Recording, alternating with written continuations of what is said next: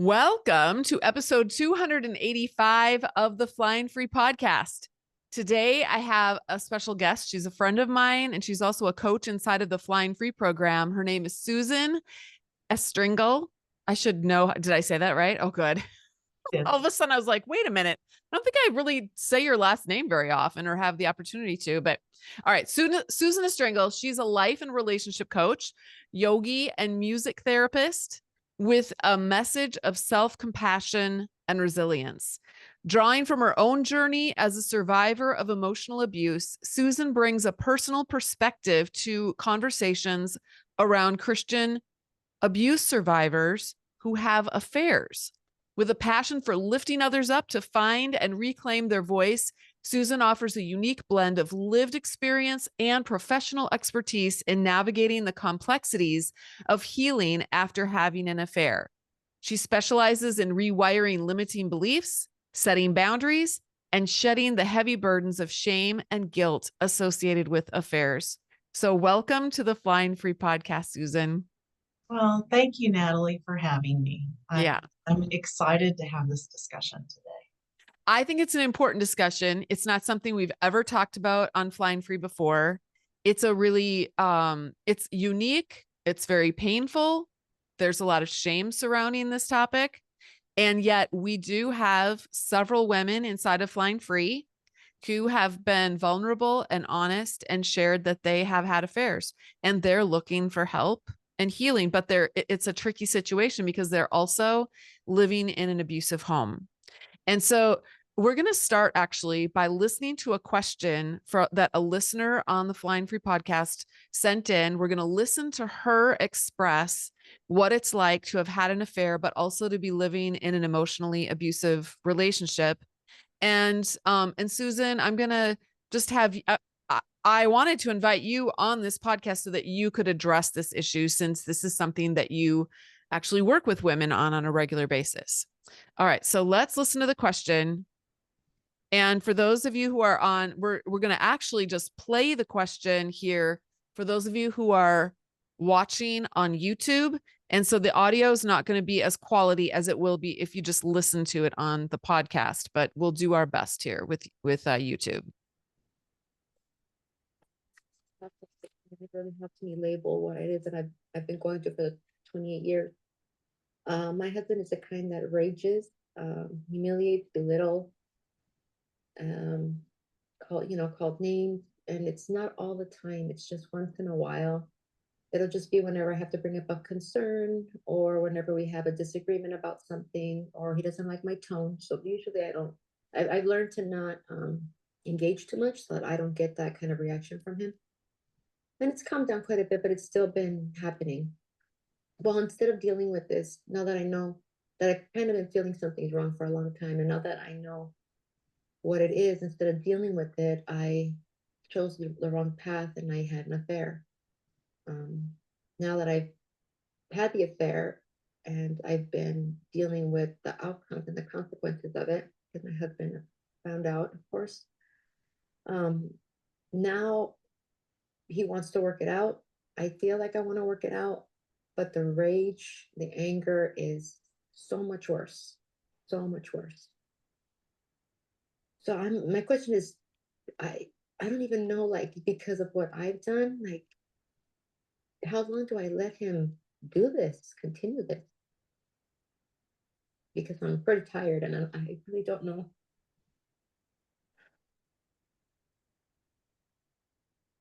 I just don't know how much more I can take.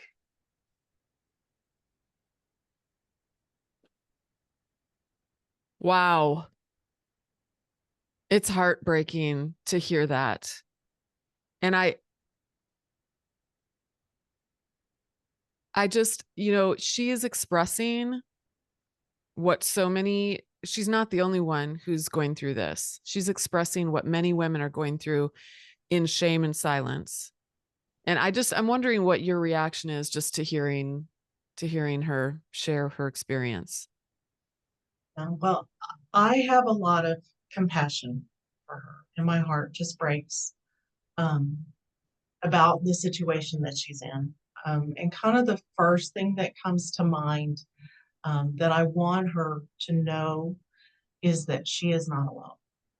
She is not the only Christian woman who has been in this situation and chosen to have an affair.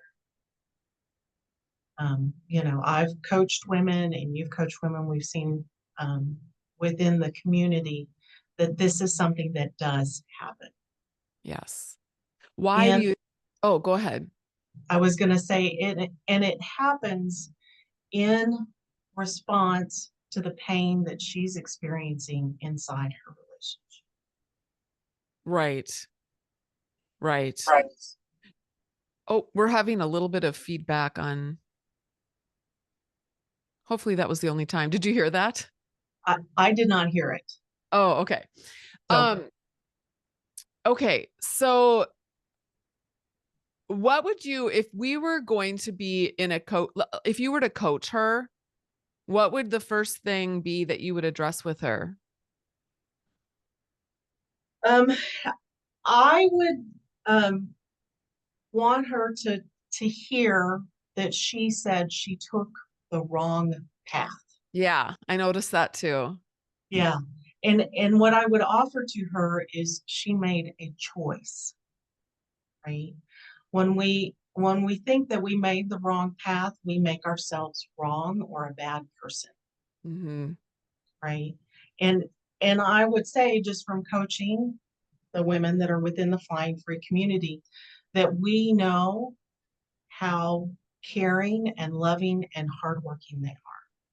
Yes. And although we have not met this woman, I can say the same thing about her. She's been in a committed relationship for 28 years with someone who has belittled her, raged at her, humiliated her, and she's still there trying to make it work. Yeah. And she's noticed how she has no voice either. She said whenever she said it can be okay as long as she doesn't bring up a concern, as long as she doesn't show up as a human being and she just placates and does whatever he wants her to do. She's a non-person in that relationship. Yes. Yes. And what I heard was she's basically twisting herself into a pretzel to become so small that he doesn't do these things, right? Right. So she doesn't trigger him Right. as if she's responsible for his behavior, Yep. right? So another person comes along after you've spent decades living with that kind of just a complete lack of love and emotional abandonment. And someone else comes along who's kind, who cares, who listens, who actually sees her. She's been invisible for over 2 decades. And now someone sees her and shows her some kindness. Yes. And I don't want to get like, you could be a victim of another predator, by the way. Do you want to address that? Because I think it's possible for victims to actually have affairs with someone else who's another predator, who's actually just using their hurt and their pain to, take advantage of them and get their own needs met. Do you have anything to say about that? Um, yes, it does happen, and it's something to be very aware of when you're in that situation, that because of the heightened vulnerable state, you can be taken advantage of by somebody else. That they do not have your best interest in heart. Yeah. Yeah, I have seen that. I've seen that. I've had a couple friends that have experienced that. And okay, what would you do next then? Where would you go from there as far as helping her to see, first of all, that it wasn't the wrong path, it was a choice that she made. And we all as humans are going to seek ways to alleviate pain or to, solve our problems. It's just what we humans do. It's part of our wiring. Where we start, our starting place for how we solve those problems is going to be different depending on our programming, depending on what we know about our situation or our awareness, or even what our awareness of what our options are. You may not be aware that you have lots of different options. You might only think you have 2 options or 1 option. So where would you go from there? Right. So she begins to, at the beginning, she says that she's beginning to have awareness that she's in an abusive situation. But I think I would want to like turn up the volume, so to speak, on her awareness.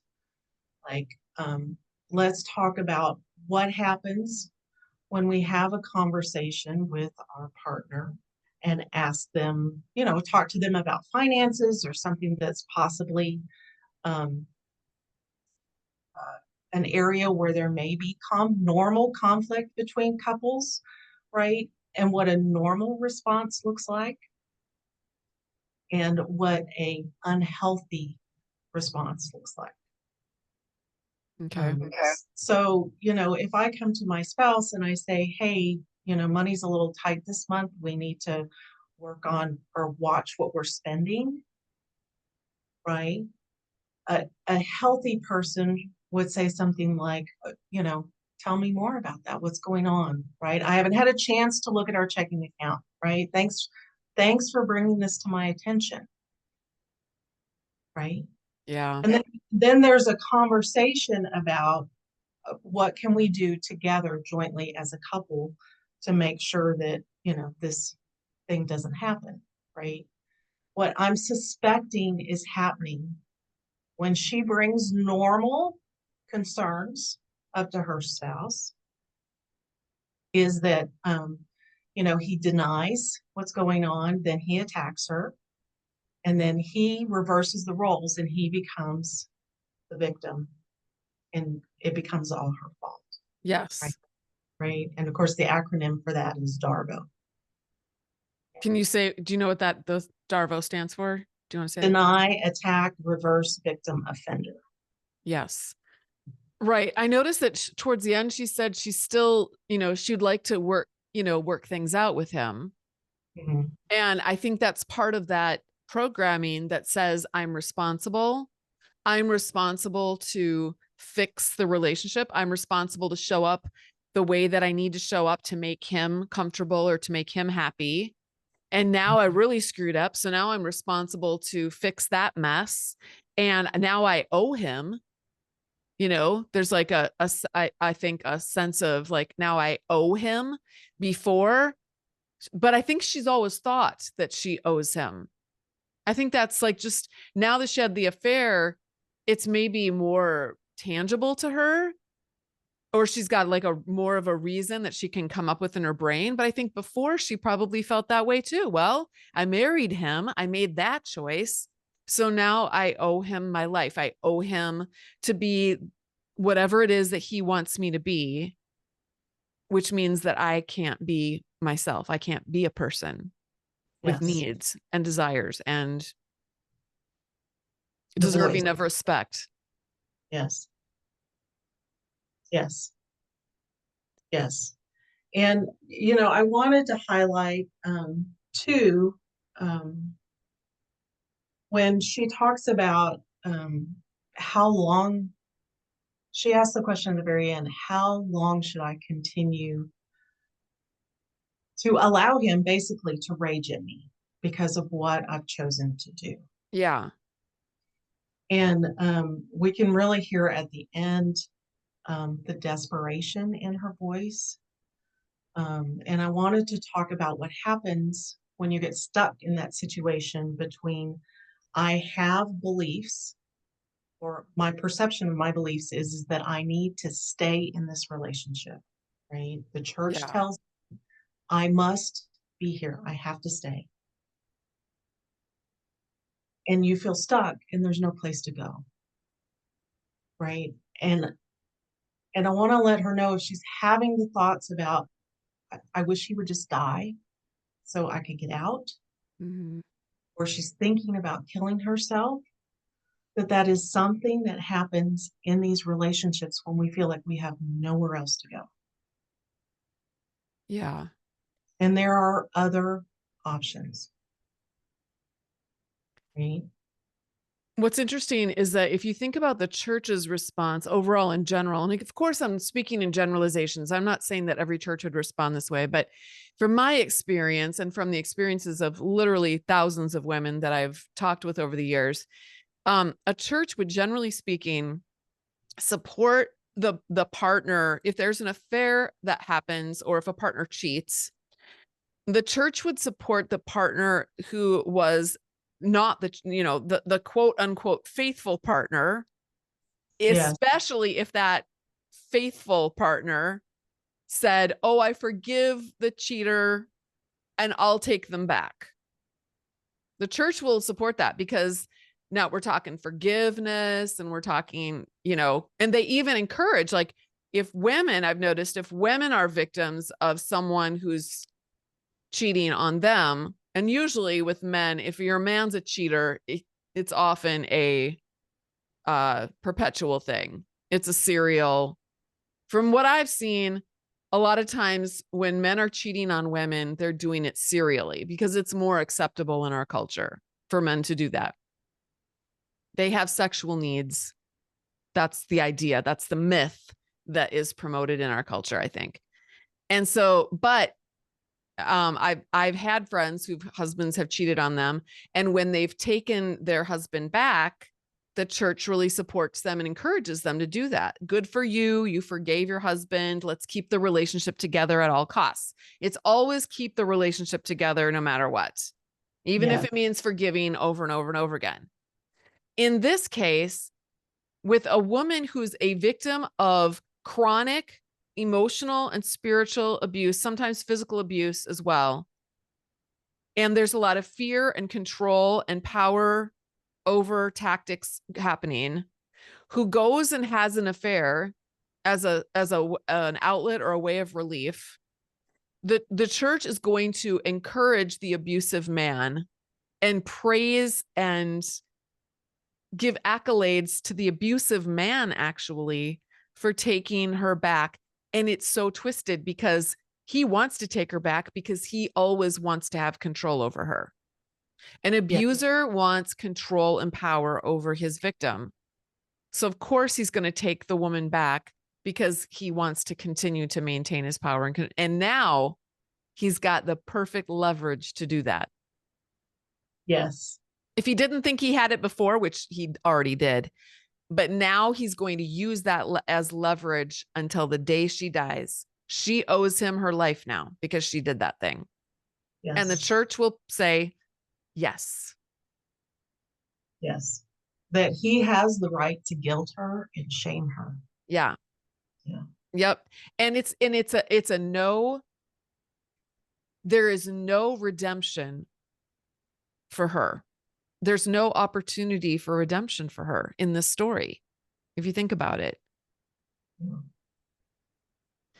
If you had, I remember, so way back when I was in my other marriage and I was a young wife, I had a friend whose husband cheated on her, and he actually did come. It was just one time. He was a good man. Otherwise, it was a very bad, horrible situation. Okay. He came back, he repented, he did his dues, whatever. They ended up getting back together.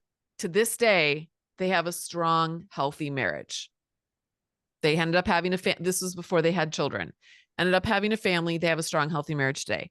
So it can look like that, but there was no abuse happening in that situation. Neither Yes. partner was abusive. Neither partner, it was a one-off thing that was no excuses, I don't think, for him. He just had an affair with someone at work. Obviously there were issues in their marriage that had gone unaddressed, not abuse issues, but other kinds of issues. Just basically been married for a while and just were kind of floating through life and not really connecting. Mm-hmm. But all of that was addressed through counseling and therapy, and they ended up being able to repair. How would you compare that to this kind of situation? So, what I really like to kind of view an affair through the lens of, it's the canary in the coal mine. Like, it's the warning sign or the smoke signal. There's something in this relationship that needs attention, Yeah. right? Yes. So when we look at your example, right, maybe they'd grown apart or hadn't been spending enough time together, or, there were just some things that weren't lining up. Okay. Um, and what happened as a result of the affair is they worked together with a trained therapist to improve the connection in their relationship and help resolve the problem. Okay. What we see happening in this other relationship is we know she's being emotionally abused and had a lot of pain. And in response to this pain, chose to have an affair, right? Now, I'm not saying that she thought about it, but that's what's happening. It's just like somebody who goes to drink or gamble or eat and do all of those things that help buffer with pain. Mm-hmm. And her spouse finds out about it. Now he is verbally saying, I want to work on the relationship. However, what's happening is that the rage is increasing. Yeah. His attacks on her are getting worse. Yeah. It wasn't a wake up call for him to say, oh my gosh, I love you so much. I can't believe that our relationship has gotten to this point. Let's get into counseling and work on this together. Yeah. Or let me get into counseling and work on my rage issues that would drive you to this point where you're seeking love and connection somewhere else. Yes. Yes. Yeah. So he's not, so that kind of repair that's necessary to repair the relationship is not going to actually happen when a relationship is at the foundational level abusive. Right. Yeah. Right. It's not going to happen. So Because the person who chose to have the affair is always the one at fault. yes. And she No. was before the affair. Yes. Yes. Right. Yes. Okay. So how would you advise her then? So she, like all of us who can be in this situation, an emotionally abusive situation, needs to decide, like, what does she want to do? Does she want to choose to stay in a relationship with the knowledge that it's been this way for 28 years? And likely, if she stays for 28 more years, it's going to continue, if not get worse. Yeah. Right. And there are things that she can do, and we talk about that inside the membership, about how she can stay and set boundaries and begin to focus on herself, right, and what she needs, right? There's she can try a trial separation, or she can choose to leave the relationship, right? Yeah. There's a spectrum of things that she can do. Yeah. But I want to just say this, if someone who's in a situation where your husband is raging at you when you stand up for yourself or say an opinion that's different from his, or express a concern, if you are going to set a boundary in a relationship like that, you'll get more. The rage and the anger and the abuse will increase. So, but sometimes we need to see that play out. Like, I wouldn't recommend this if we're talking about physical violence. If you think that if you set a boundary for yourself to protect yourself, that now all of a sudden you're going to increase your odds of being physically injured or in mortal danger, then that's not the time to set boundaries. That's the time to actually go into a trauma response. The fawning trauma response, there's a reason why that's a trauma response. And it's important that we use that response when necessary to keep ourselves safe. Or the flight response, very important. But setting boundaries could be a good first step if you wanted to stay. But if you realize I'm not allowed to set boundaries, because if I do, it's going to get me in deeper trouble and I'm going to be in some kind of danger and things are going to escalate, then it's not going to be possible to stay in that relationship without just losing yourself. Your only choice at that point is, if you don't want to leave, is to stay and lose yourself. Your life then becomes about that other person. That other person is, it's like a flea on a dog. The flea gets to live. Well, no, that's a terrible analogy, because well, help me out here. What's a good analogy? It's like I'm trying to think of like a parasite situation where the parasite gets to live and the host ends up dying. Is there any situation where a parasite actually takes the life out of the host? I'm sure we'll come up with it after recording is over with. I'm just not a scientist, but someone's out there driving and listening to this going, oh, for crying out loud, it's this, they know what it is, but we don't. But you get the idea, though. It's like being a very young, small child in a relationship, where with the old adage of, be seen but not heard. Right? Yes. He is the person that can have a voice in the relationship. She is not allowed to. Yes. Yes. It's soul crushing is what it Yes. is. So, okay. So what is it that you would want people to know the most about infidelity? What I really want them to know, and we've talked about this some already, is that oftentimes in an emotionally abusive situation, it is a buffering response to pain, right? I just want to open up people's minds that is an option. A lot of times people believe it's just because somebody's attracted to somebody else, right? And in these situations, it's because the other person is meeting a need that has gone unmet, oftentimes for decades. Yeah. Yeah.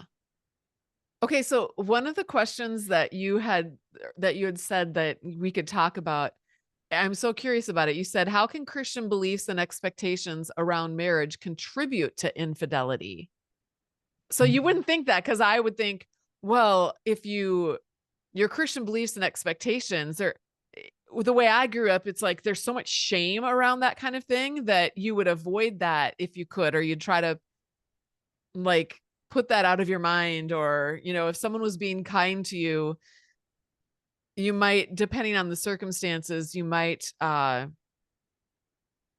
don't know. Where were you going to go with that? I'm just curious. Right. So where I was going at with that question is when we feel like we have no option other than to stay where we're at, Oh, yeah. Okay. right? It really does create an environment where we feel like there's no way out. Yes. Yes. Because if she hadn't had that belief, oh, this is so good, because honestly, I feel like one of my missions in life now is helping Christian women to have permission to get out of their abusive relationships. They don't Right. have to, but I want them to know that it's an option. And not only that some people might go, well, of course it's an option. It's an option for people who don't love God, or an option for people who don't believe the Bible, or don't want to obey God, or don't want to be a good Christian. No, I'm saying it's an option for people who love Jesus with all their heart, for people who believe in the Bible, for people who want to obey God, for people who want to live out their Christian faith in authentically and genuinely and with their whole heart. It's an option for them as well. And actually, that God and that God supports women who are living in these oppressive environments. He supports them in their efforts to extract themselves from those environments, just like he supports all of us in our efforts to help other oppressed peoples extract themselves from those environments. We're actually called to do that as Christians. We're called to be the hands and feet of Jesus and do that for other people. So why would we not also do that for ourselves? So, where was I going with that? That I guess I was making a point. Oh, just that I wanted people to have permission. Yeah, go ahead. yes, permission to leave their relationship, Yes. Because if right? they did, what would have happened differently? Yes, yes. If they knew that they are not allowed to set boundaries, they're not allowed to have a voice. And in those situations when that happens, we have permission to leave. Yes. Yes. And And then go ahead. right, it shortens the, I think, the duration of the abuse, right? Um, and and that you don't have to stay stuck where you're at, right? And when we feel stuck, one of the feelings that comes up is desperation. Yes, And you can really hear that in her voice, you can. right? The desperation. She's at the end of her rope. Yep. And then sometimes when we're desperate, if someone throws us a lifeline, even if it's not the right lifeline or the lifeline that will actually give us the best bang for our buck, if we go that route, do you know what I'm saying? Mhm. Um, it's a lifeline, but if it's the only option that she thinks she has, why would she not take that? Yeah. In some ways, when you think about it. If it's the only relief that's been offered her in 28 years, you can understand why Yes. someone would take that. So I feel like helping people, this podcast and other things that we do, it's to help people see that there are other options and you can look at, and I encourage you to look into those options. It doesn't mean that you have to make those choices, but just know that you do have choices many times. Sometimes you don't. Sometimes you're stuck because of finances or kids or whatever, but it's something to look into. And sometimes it's important to look into those options. Maybe you can't leave right now, but you could, if do some planning and thinking and get your brain to solving some of these issues, some of these problems that you have, or these hurdles to getting out, you could possibly get out down the road. You can make a long-term plan. Even Yeah. just thinking that it could be possible one day is going to get your brain started, because our brains love to solve problems. So as soon as we open up, we crack open a little window in our brain to a possibility, our brain will start working on that and go, okay, if that's a possibility, what would that look like? And how would I begin to solve problems along the way to see that that might happen down the road? And then your brain will start noticing little things even around you, maybe a course or a podcast or something on social media or a book, and you'll start learning about things, and that new education or those new ideas will start coming in, and those will lead you to more ideas, and those will lead you to more solutions, and pretty soon you're on your way. But just opening up your minds to the fact that you do have options is a really important first step. So, okay, so what about this person's guilt and shame? It's happened. Now she's got a husband who's leveraging it against her. But she didn't talk, I don't think she mentioned her church, but her church could potentially, or friends, religious friends could potentially be leveraging that against her as well. She's definitely leveraging it against herself. So all of these voices, now they're embedded in her brain, and her brain is now, these voices are in her brain. Um, how how to solve that? Yeah. So some things that I wanted to point out is that shame is I am a bad person. Guilt is I've done bad actions. So I think it's just important to recognize the difference. She has taken actions that I'm guessing are not in alignment with her beliefs, right? I, I don't think any woman who's in a married relationship goes into an affair with the belief that this is okay, Mhm. right? there's the knowledge that I'm going against one of my values. Yeah. Okay. So there's that piece. And then there's the shame. I'm a bad person because of these actions that I've taken. Yeah. Right. And again, I will go back to she is, um, we know from the hundreds and thousands of women that you've worked with, right, that women who are in these emotionally and spiritually abusive situations are not bad people. Right. Right. They are the people that show up and volunteer and help out, right? They are overdoers, overachievers, people pleasers, right? They Yeah. do everything in their power to make sure everybody around them is happy Yeah. at their own expense. Yeah. Yeah. Yeah. That's right. Um, and their guilt, I love that you brought out that the guilt that they feel. We always feel guilt when we've violated something of our own values. It's not, I actually just did a podcast. I don't know if it's going to come after this one or before this one, but I was saying, and I've said this before, if we were taught our whole life that the wearing the color red was a sin, and then all of a sudden we decide to rebel, quote unquote rebel, and wear the color red, we might do it out of defiance, but there's still going to be a part of us that was programmed to believe that wearing red was wrong. So we might struggle with that feeling of guilt. So a lot of women feel like that, even about, the thought of leaving their abusive relationship. They've been programmed believing that divorce is always wrong no matter what. And so the thought of leaving causes them to feel guilty, like they've done something wrong, because that is a core value. They value commitment in relationships. And you can get a divorce. I just want to point this out. You can get a divorce and you can have an affair and still maintain that you value commitment and that you value fidelity. But Yes. there are going to be circumstances in which you might violate those values that you have for whatever reason that you're doing it. And then of course you're going to feel guilty about that. So just to normalize the guilt that you're having, and to know where that's coming from. Someone else could like some of these guys that I know that have had affair, like chronic cheaters, they don't feel guilty at all because they don't have any, they just think, well, of course we have needs. And if my wife's not going to give it to me the way I want it, then I'll just go out and get it somewhere else. They don't care. Yes. That's why they can do it over and over again and then expect their wife to just be like, to go along with that.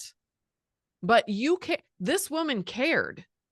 She cares. And it doesn't sound like she's, still doing it. It sounds like she's out and now she wants to, repair her relationship with this abusive man. But we're trying to say that's not going to be able to be repaired because it takes two people that are 100% all in on making that repair. And he's not willing to repair. He's just going to use this now to abuse her even more deeply than she's been abused before. So her hope, I think, is in just, number one, I think acknowledging that reality. Yes. And then number two, deciding what she wants. 10 years from now, where does she want to be? Does she want to still be with this guy, or does she want to be able to get out so that she actually can experience a relationship that actually is in alignment with her core values and that enables her to be who she is, where she can feel safe and respected and experience all that mutuality, a mutually loving, kind, and respectful relationship. Because Yes. that is a possibility for her. She needs to know that. Yes. That's a Yes. possibility for her, but not in the relationship that she's in right now. And those, I just want to say to her and other people who may be listening that those relationships do exist. Yes. Because I know at one point I believed that they did not. Yep. Right? That a loving, mutual relationship was just a fairy tale. Yep.